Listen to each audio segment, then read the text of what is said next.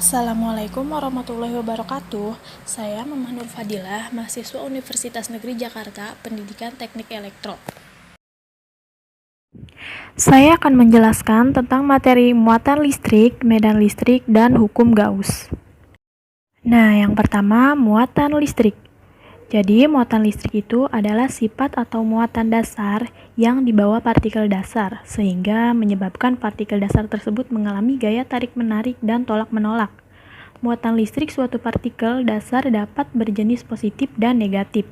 Jika dua benda memiliki muatan yang sama, akan tolak-menolak, dan kedua benda akan tarik-menarik jika memiliki muatan yang berbeda jenis. Muatan listrik adalah muatan dasar yang dimiliki suatu benda, yang membuatnya mengalami gaya pada benda lain yang berdekatan dan juga memiliki muatan listrik.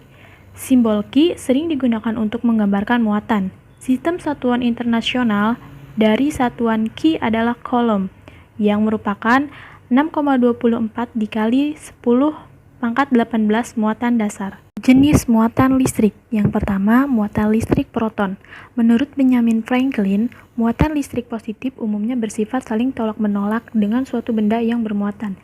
Dan dalam hal ini terjadi karena muatan positif itu sejenis sehingga akan bereaksi saling tolak-menolak.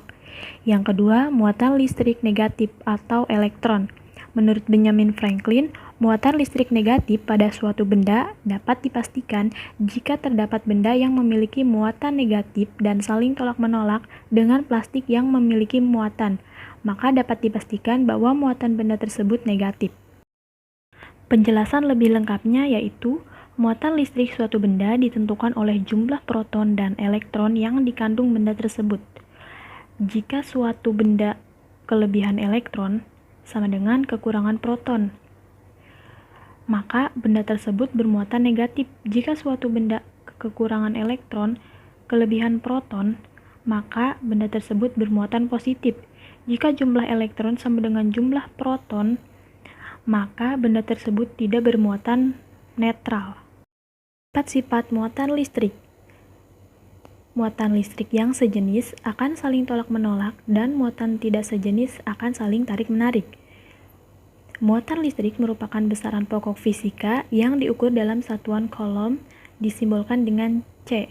1 Coulomb sama dengan 6,24 dikali 10 pangkat 18. Sehingga muatan yang dikandung oleh proton adalah 1,602 kali 10 pangkat min 19 Coulomb. Elektron memiliki muatan yang sama dengan proton, namun berbeda jenis. Negatif 1,602 dikali 10 pangkat min 19 Coulomb. Kemudian, muatan listrik memiliki hukum kekekalan muatan.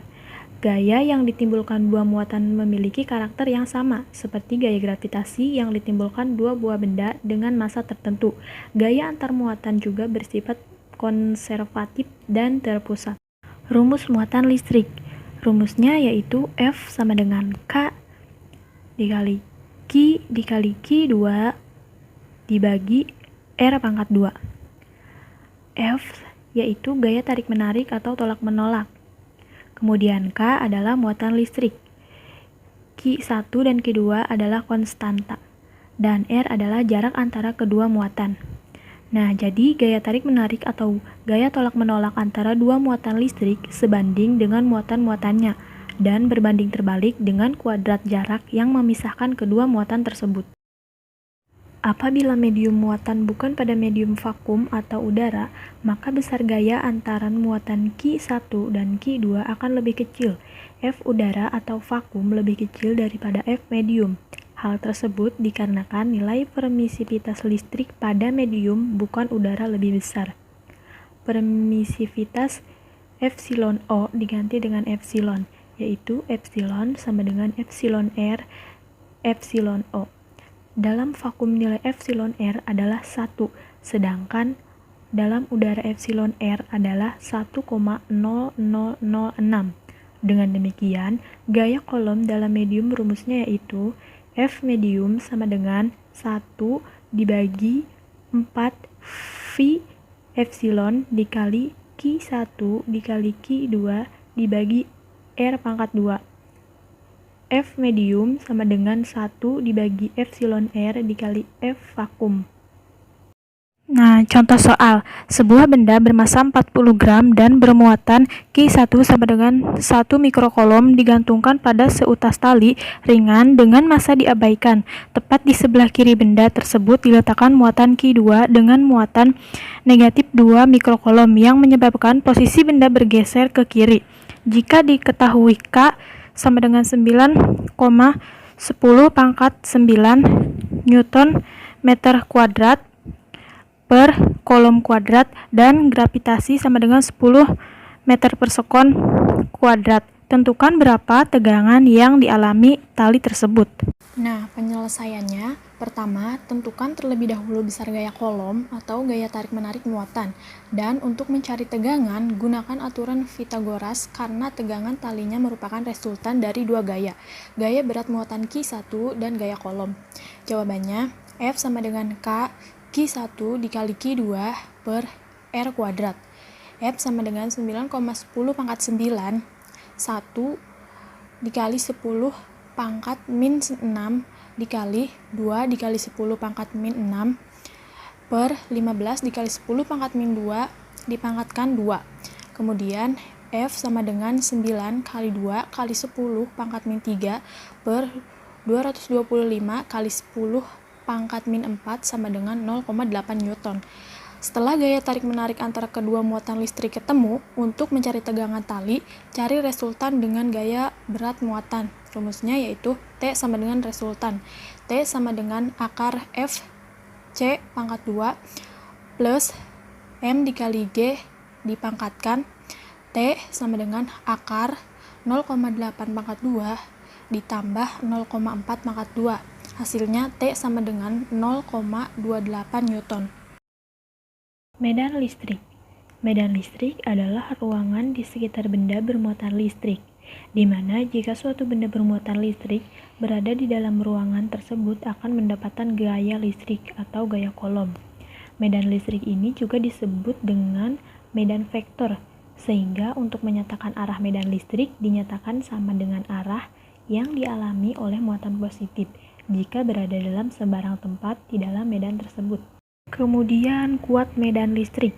Kuat medan listrik yang berada di suatu titik muatan, sumber dan jarak benda atau muatan yang dalam medan listrik didefinisikan sebagai persatuan muatan listrik di titik tersebut. Kuat medan listrik dinyatakan dengan lambang E. Kuat medan listrik ini karena dipengaruhi oleh besarnya gaya yang diuji.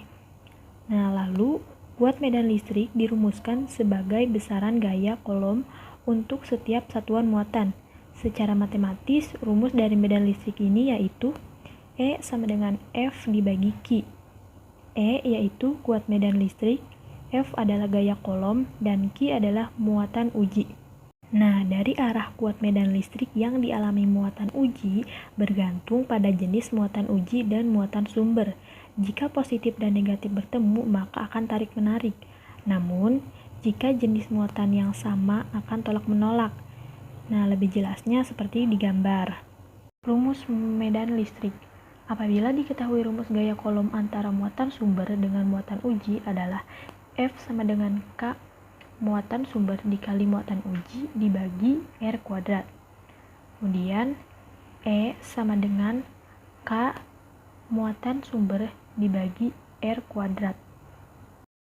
Contoh soal, jika sebuah muatan uji positif 25 dikali 10 pangkat 5 C diletakkan dalam sebuah medan listrik, apabila gaya yang bekerja pada muatan uji tersebut adalah 0,5 Newton, berapa besar medan listrik pada muatan uji tersebut?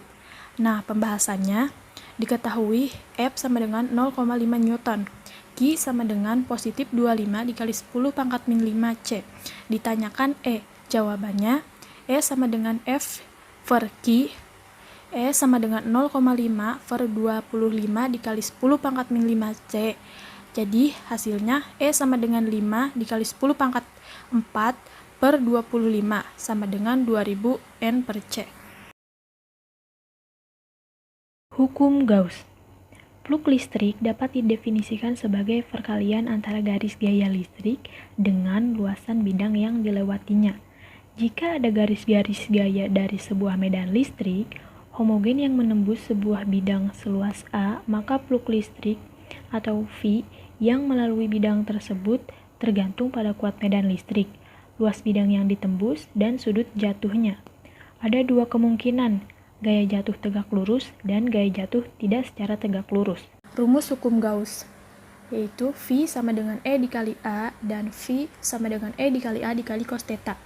Keterangan V sama dengan flux listrik, E sama dengan kuat medan listrik, A sama dengan luas bidang yang ditembus oleh medan listrik, theta sudut antara gaya yang datang dengan garis bidang normal.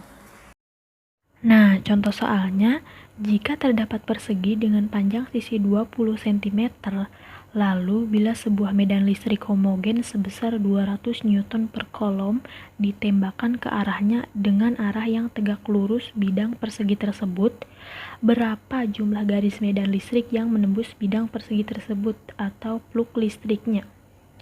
Nah, jawabannya luas persegi sama dengan 20 dikali 20 sama dengan 400 cm persegi sama dengan 4 dikali 10 pangkat min 2 meter persegi. Jumlah garis yang menembus bidang V sama dengan E dikali A. V sama dengan 200 dikali 4 dikali 10 pangkat min 2 meter. Hasil akhirnya V sama dengan 8 Weber. Oke, jangan lupa ya like, komen, dan subscribe-nya di video materi ini. Oke, terima kasih. Semoga materi ini bisa bermanfaat untuk kita semua. Bye-bye.